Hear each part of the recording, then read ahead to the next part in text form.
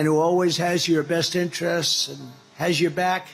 I have your back, I have your heart, and I have every other part of your body. Things aren't going well for Donald Trump, and FYI, he's still basically neck and neck in the polls for, let me check, which job again? President, so things aren't going well for us either. He appeared at a joint campaign event with bear carcass enthusiast and Airbnb for brainworms, RFK Jr., and his super charming and likable running mate. Did you hear about Trump's latest body part speech? Seth Myers sure did, and boy oh boy did he have a field day with it. Trump claimed he has every part of your body. I guess that explains why he's been acting so nuts lately. He's got everybody's parts all mixed up. Before we move on, I'd like to ask you a small favor. If you appreciate this content, please take a second to like this video and subscribe to the channel. Over 98% of you watch the videos without subscribing. It costs you nothing, but it makes a huge difference to us. So, did you click the subscribe button? Great. Thank you so much. Now back to the video, but there's still more. Just when you thought Trump couldn't get much dumber, he decided to use abortion rights as a political twister game. On a contentious issue, what happens when the stable genius wants to have his cake and eat it too? President Trump and I are proud to be the most pro-worker Republican ticket in history, and I want to talk about why we're fighting for working people, why we're going to fight for unions and non-union alike. Usually firefighters are only that mad the third time in a week they have to get Miss Callahan's cat out of the tree. You should keep her inside, ma'am. She likes the outdoors. Maybe she just don't like you. You cannot look away from this train catastrophe, so beware of spoilers. Our reliable late-night host, Seth Myers, is here to help us navigate through Trump's most recent controversy involving flip-flops. This time, the main focus is the ballot item on abortion in Florida, and it's quite the one. In a matter of days, Trump and his boundless wisdom took not one, not two, but three distinct positions on the matter. It's amusing but ultimately absurd to watch a baby attempt to explain quantum physics. Initially, Trump declared that he was strongly in favor of exceptions for incest, rape, and motherhood. Then, before you could say covfefe, he changed his mind, saying the 6-week suspension was too harsh. But there's still more! Finally, in a turn of events that would make even the most graceful gymnast envious, Trump said that states ought to have the final say over abortion regulations. He's essentially playing political hopscotch, only he's landing on his own feet rather than squares. Myers, who is never short of a joke, calls out Trump's vacuous position. Myers moxily remarks, Trump has been caught flip-flopping on important issues like abortion, emphasizing how the previous president's statements frequently contradict one another more quickly than you can say fake news. And as he gets more desperate, Trump is also, well, he's just getting weirder. You deserve a president who respects you, talks to you, and who levels with you, puts it right on the level. He sounds like a plane crash survivor calling dibs. Steve is dead and we're gonna miss Steve. He was a great guy, Steve. And also, shotgun on his thigh meat. The hilarious gold doesn't end there, though. Myers makes a punchline that's more powerful than a windstorm blowing through Trump's hair. Myers believes that despite Trump's claims to be a brilliant wordsmith, he often struggles to express his ideas clearly. It is similar to watching a Who's on First act, except that Trump is debating himself rather than Abbott and Costello. Not only is this flip-flop incident hilarious, but it also serves as a prime illustration of Trump's difficulty in taking a consistent stand on divisive topics. He seems to be attempting to balance on a political unicycle, juggling burning torches and memorizing the words of the Constitution backwards. Warning, he's not very skilled at it.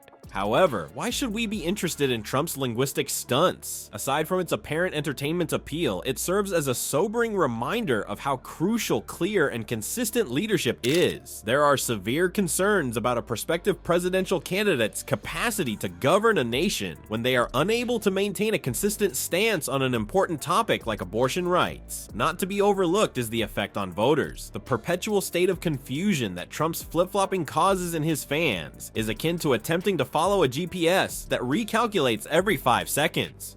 Switch to the right. No, move on, really. Just continue straight ahead, or even do a U-turn. Anyone may get political whiplash from it. You won't believe how difficult it is to follow Trump's policy stances after seeing his dance moves. What could possibly make the running mate of the previous president look bad to Union firefighters? The response contains some genuinely embarrassing dancing, Trump, and an odd lecture about body parts. Grumpy people, it's Trumpy again, and this time he's replaced his verbal acrobatics with some real physical stunts. Imagine this, a group called Moms for Liberty, an ex-president in his 70s, and dance routines that would make your grandpa look like a TikTok celebrity. Comedic gold is waiting to be discovered, and Seth Myers is here to provide it with gusto. Set the setting, please. He dances like an undercover cop at a gay bar. Your moves are fierce and this song slays. Anyway, you know how I can score some poppers? They're on to me, get me out of here.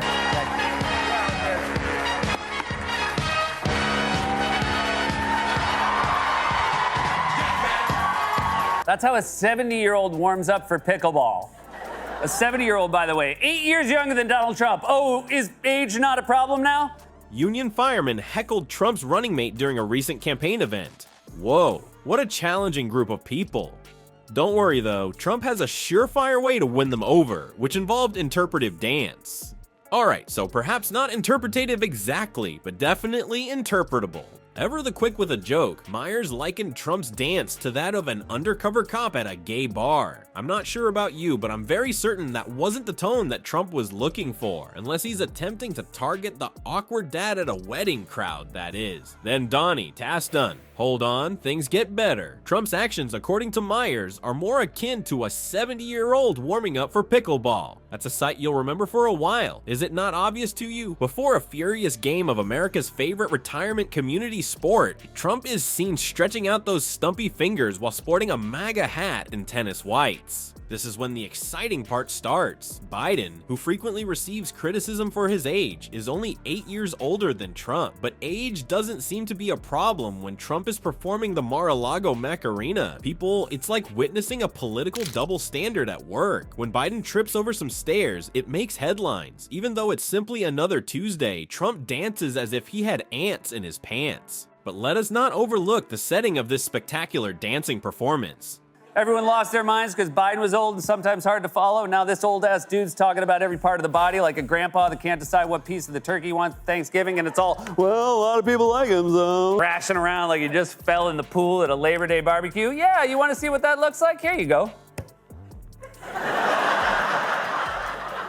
That took place at a Moms for Liberty gathering, that organization dedicated to shielding children from the risks associated with books. However, it seems that they are okay with kids seeing Trump perform dance routines. What a bizarre curriculum that is. Myers couldn't help but poke fun at the effects of Trump's dancing on the younger generation. He speculated that children would think the person making those motions was either homeschooled or had used too much pot. In any case, it's hardly the kind of example you want the former head of state of the free world to set, is it? Lastly, Myers likened Trump's dance to a figure from a video game, most precisely, Grand Theft Auto. I'm not sure about you, but I'm pretty sure most characters from video games are more coordinated than what we witnessed on that stage. Perhaps Trump has been spending too much time on Golf Simulator and insufficient time on Dance Dance Revolution. Even worse, he's dancing at a Moms for Liberty event, a group of censorious right-wing scolds that pushes book bans and shows up to school boards screaming about woke textbooks and CRT, protecting kids from secret gender transitions in schools. And what does it mean to abolish the Department of Education? Well, for one thing, it means your kids won't learn to dance like a normal human being. You show up. If you thought it was difficult to follow Trump when he danced, wait till you hear his most recent addresses. How does a man who says he does the weave turn into someone who sounds like he's using a political lexicon to play Mad Libs? Let's investigate. Grumpy, once again, folks, Trumpy has demonstrated his incredible linguistic acrobatics in place of his dance moves. Trump has been veering off topic in his recent remarks, going from bacon to energy prices more quickly than you can say coffee. We're all just along for the trip, as if he's playing word association games with himself. Our reliable late-night guide through the Trump twilight zone, Seth Myers, couldn't help but poke fun at the former president's meandering manner. He likened Trump's remarks to a teenage character reading aloud in a movie an acceptance letter to college. Many of these childs. Well, this is definitely who we should listen to. The man who thinks the plural of child is child. But yeah, he said kids are going to school and coming home having gotten transgender operations, which was decided by the school. And look, I'm not trying to let schools off easy. They don't send kids home with new genders, but they do send them home with all of their art projects from the entire year.